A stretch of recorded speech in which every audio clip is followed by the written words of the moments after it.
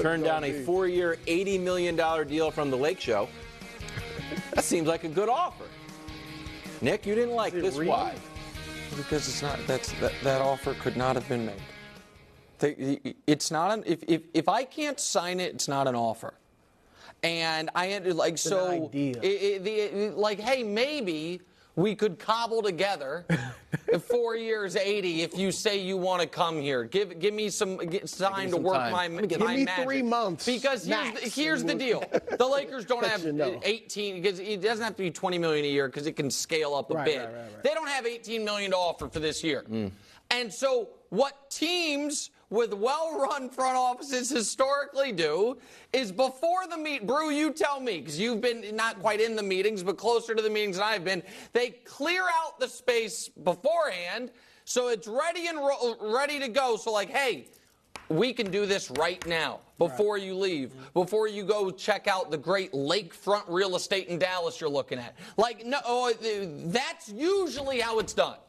The way it's typically done in my experience with the Lakers is after missing out on a target that you publicly pursue, you float out there some numbers that you think is going to get you good PR, but then this happens. And so, like, no. So I don't buy it. And one other thing I must say, for folks that are, I guess, new to the American tax code, the state of California and the state of Texas did not recently undergo some massive tax changes that have now all of a sudden made Dallas a free agent destination when it hasn't been for a decade, and made the Lakers out in the cold when it had always been the place my whole life up until roughly 10 years ago. So this idea is, it's the taxes. What are you going to do about the taxes? I don't know, man. Dr. Buss never had a problem getting free agents with those taxes, and Mark Cuban forever missed out on free agents despite the taxes. So this whole idea of, it's unfair. It's just the state taxes, man. What are you going to do? Capitalism.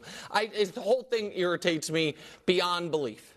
Yeah, I mean, look, what the Lakers, you're right in that front office is either clear the money or they have deals in place. Right. You've seen somewhere, right? Yeah, as soon as you agree, we making this trade. And they tried to trade D'Angelo Russell to the Warriors in a sign and trade that would have been able to get Klay back. The Warriors didn't want They've been there, done that. They've had that experience. And here's the challenge. Now, so you're right. Look, last year when they gave player options, when they signed like Christian Wood and Jackson Hayes, Cam Reddish, they small like $2-3 million player options.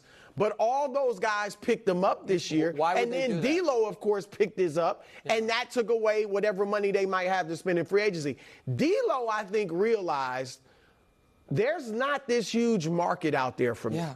Okay, so that's why he opted in. Remember, after the playoffs, he thought, I'm about to, capitalize Why on this my guy leverage. Jackson Hayes picked up a player option of the league minimum? He's like, you know what? If I turn down the league minimum, it might not be out there for playoffs, but regular season, he's good. You loved him. He can No, look, I don't have a problem with Jackson Hayes, but yeah, so that money isn't out there, and next year the teams with money aren't that good, other than Philly, and that's gone, and so there isn't much of a market for D'Lo. So they could not. Klay was just like, I'm not sitting here waiting all summer possibly for you guys to find a trade partner for D'Angelo Russell. So that's why he went to Dallas. And maybe also, by the way, maybe if all things were equal, he still maybe would have rather Dallas. Better basketball decision. But this idea that the Lakers were able to offer him 4 $80, they weren't.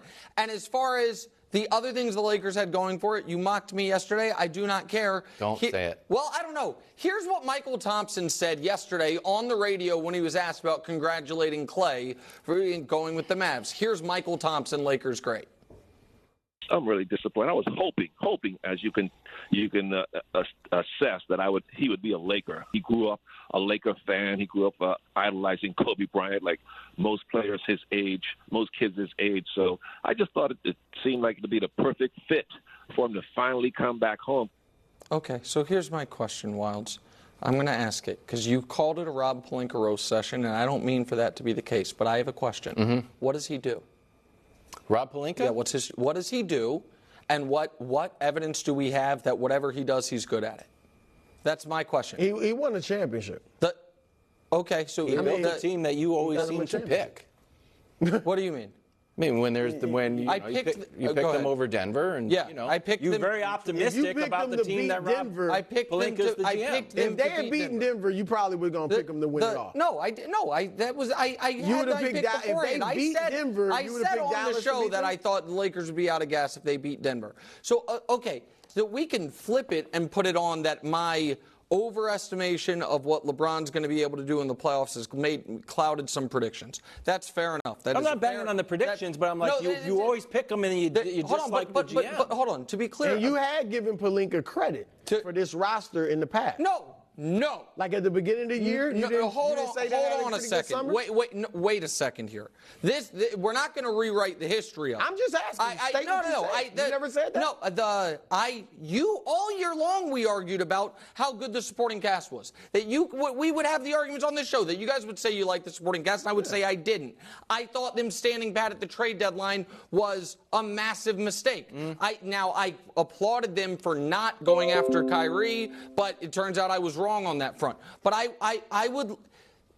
am not trying to be unfair, but I don't think anyone looks at Rob Pelinka and says, you know what?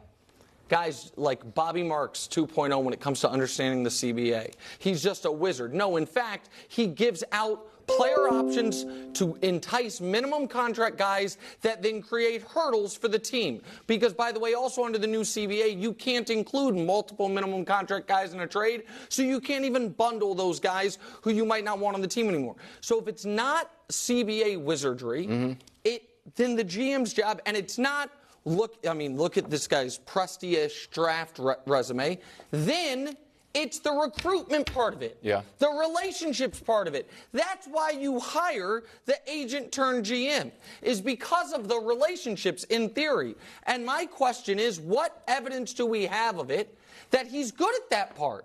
That's all I'm asking. So if we want to say, Nick, you're wrong about the Lakers a lot, so be it. But that's a different conversation. What evidence do we have that he's good at the key things one has to do to run an NBA front office? I mean, most teams are having these problems. We talk about Denver losing players every year that helped them win a championship. So, Philadelphia, they chose Ben Simmons over Jimmy Butler, right? And that GM lost his job. But I'm just saying, throughout the league, you can point to things like, I'm not trying to defend Rob Pelinka. I'm just saying you just taking this opportunity to pounce on him. And I don't think he's doing a worse job than anybody else. Golden State is a mess right now. You see this is happening all over the league. Okay, hold on. You just want to jump on him because they got LeBron. LeBron's 39.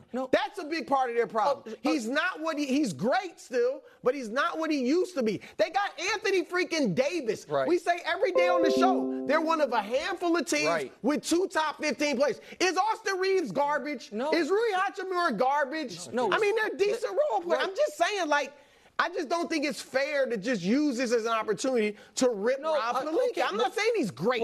He's made mistakes. But I just want to know the pros along with the cons.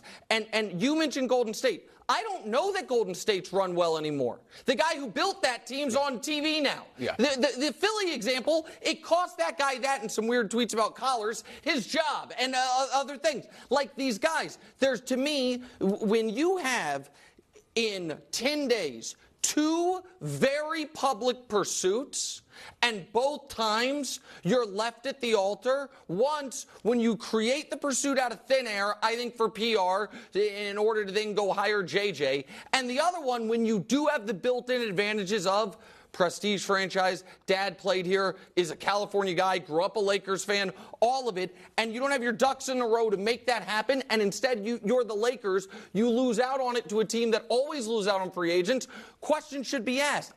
The point I am making is the Lakers used to have a built-in edge when it came to free agent acquisition, when it came to players. I have seen that. They had Jerry West. Right, they had a great GM. Yeah, but Rob Pelinka is not Jerry West. No, who is? On that we can agree. Who is? Tell me the one who is. Nobody's Jerry West, but there's a big gulf. It's a lot of dudes. Picked up a little bit there. Championship or